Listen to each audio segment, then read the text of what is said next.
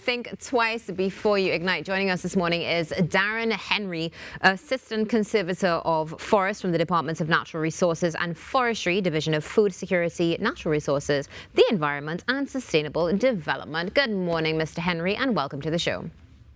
Good morning, ma'am, and thank you for having me on this show this morning. It's a pleasure to have you with us on the show, hoping that your morning is starting off well and looking forward to the conversation, particularly, of course, as it relates to fires. We know the dry season is upon us. We have been advised that it's going to be a bit hotter than most. How would you say that your department is tackling this thus far?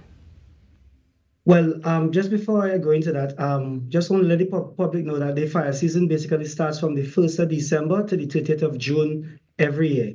And our department would have decided to partner with some of the other divisions in the THA, along with some of the international organizations such as FAO, along with the EMA, and we came up with a project in terms of really trying to promote the importance of following the regulations regarding fire in terms of making the populace more aware of fires, bushfires, and the impact that they have on our lives, livelihood, and the community and the health of persons on a whole here in Tobago. So that's why the slogan, we came up with the slogan, think twice before you ignite, to let people know that, hey, think before you really light a fire, because we know there are persons who light outside fires, and all outside fires during this period is deemed to be illegal against regulations.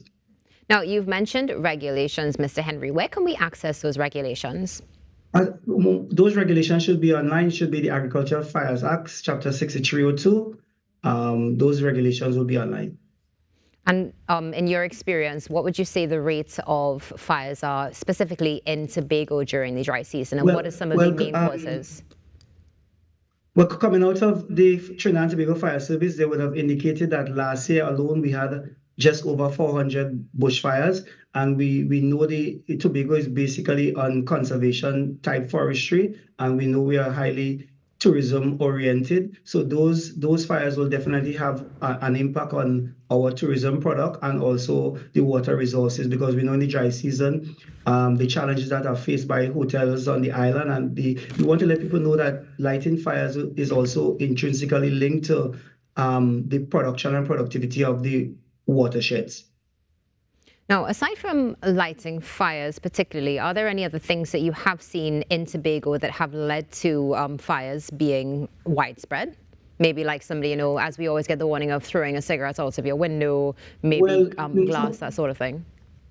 The main cause of fires being ignited in Tobago, people actually like them. We have pyromaniacs who just like fires for fun. We have bad shifting agricultural practices. We have people who burn rubbish in their backyard, and then the wind will take embers and move them to other location, creating bushfires. And we want people to know that follow the regulations. Go and get your fire permit, $10 for a permit at the closest fire station, whether it's Roxborough, Scarborough, or Crown Point. Go and get your fire permit. It only costs $10 because the fines would have been increased significantly. It's now $20,000 and 6 months in prison. Can anybody go and get a permit at the fire station, Mr. Henry? Yes. Once you're in the dry season, all outside fires are illegal. So even if you're cooking outside, fireside, you need to go and get a fire permit, and you go to the closest fire station, and then there are fire gardens who are appointed in particular districts. They will come do the inspections, and then they would give you the necessary permit to pay. And they will also encourage you to do your burning early in the morning between the periods like 6 to 8 a.m. and later in the evening, probably 4 to 6 p.m. because at that time it is said that the winds are a bit lower, so that the threat of fires spreading or what we say locally get out of control is less likely to happen. Okay, but it's a culture that people just tend to burn willy-nilly all in Trinidad and Tobago, creating problems. I mean, you have your challenges with the Northern Range fires, and then you have flooding. So people need to see that all those are intrinsically related. It's a circle, it's a cycle. Everything is related. Okay, so Before we get into the public education aspect of this, because I'm hearing you speaking about regulations, there's so much more you've shared, but they can be accessed, but we still need to continue to raise awareness. We know that will be the role of the Department of Natural Resources. However, before we get to that, what is the turnaround time to get a permit in Tobago for a fire? Within the last time I did one, I got it within a couple of days. Because even though we are forestry and we have anything to burn, we still go to, as part of the agencies that will implement and enforce the regulation, we try to follow the regulation. We go to the TTFS, Trinidad and Tobago Fire Service, and get our permits. It will take a few days.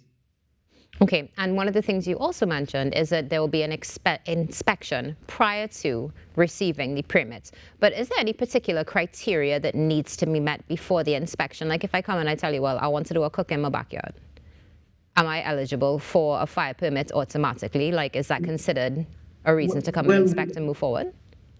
When you come and do when you set up your basically you make your fire, your heap or whatever, the officer, the fire garden will come, take a look at it, and they will look at if there's any clearance around, if there's any other hazard around that can be easily ignited, and they will do the necessary assessment and tell you yay, no. They'll tell you yes or no. Some materials that they tend not to give you permission to burn will be plastics and sponges, because we know that they have some carcinogenic properties in it, because sponges, they do burn sponges because they are carcinogenic in nature, cancer causing, and plastic. So if you have those materials, they will probably indicate you need to carry it to the nearest landfill, etc. But most of the time, in terms of plant-based material, they will allow you to burn once you have met the requirements of the fire garden, who would have been trained by the Trinidad and Tobago Fire Service.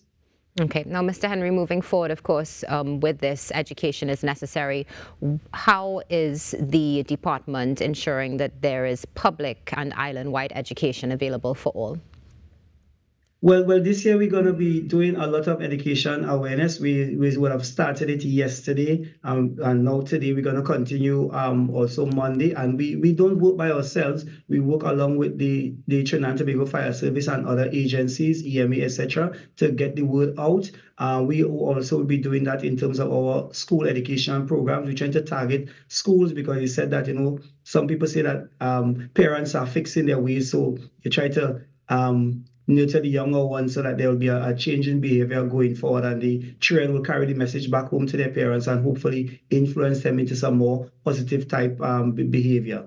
So we big on education, and I mean, even though we might be challenged in some areas, but we tend to push education. Every opportunity we get to educate the populace on our area of work, we seize those opportunities. One of the things also that you would have mentioned a little bit earlier is the watershed, and I know you're also having BioReach wildfire training. How are these two related? Well, the wildfire training is really being put on in collaboration with the EMA.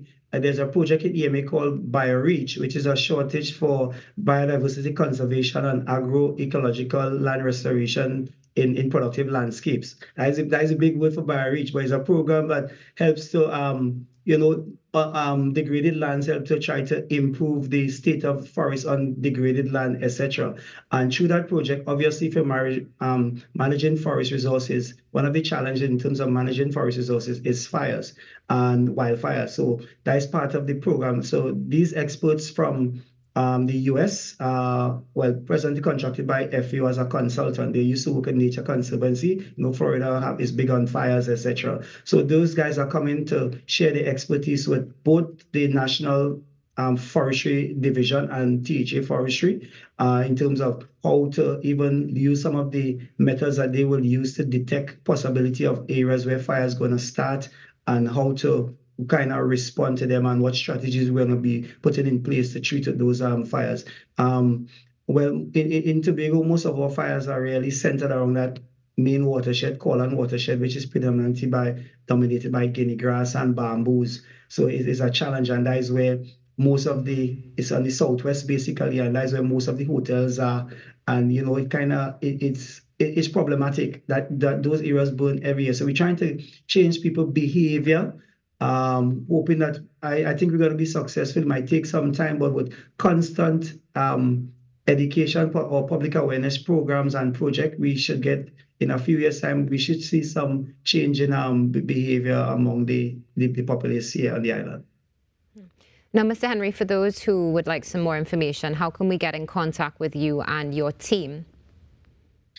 Well, we are located at Ministry of Administrative Complex. Our number at the Forestry Department is 639-2273, or you can call 639-1966. That's the divisional line. And also you can contact any of the fire stations in Tobago, because we work closely with the TTFS, and they are actually part of that Bio Reach training also, along with other THA divisions and some of the local NGOs. And the training is actually going to be done next Monday and Tuesday. So we're actually looking forward for new ideas in terms of treating with some of the challenges that we are facing on the island, to see how we are better able to abate some of those challenges and help improve the whole ecology, keep Tobago green and pristine as possible. And definitely, Mr. Henry, thank you so much for joining us this morning. It's been a pleasure. Wishing you and your team all the best as you continue to educate and hopefully make changes. Thank you for having me, and have a blessed day, Trinidad and Tobago. Think twice before you ignite. Think twice before you ignite. Darren Henry, Assistant Conservator of Forests in the Department of Natural Resources, and so much more, let's say, joined us this morning to speak about the brand new campaign and, of course, continue to share the necessary resources that will be needed in order to make those changes. Stay tuned. This is the Now Morning Show. We'll be back in a few moments.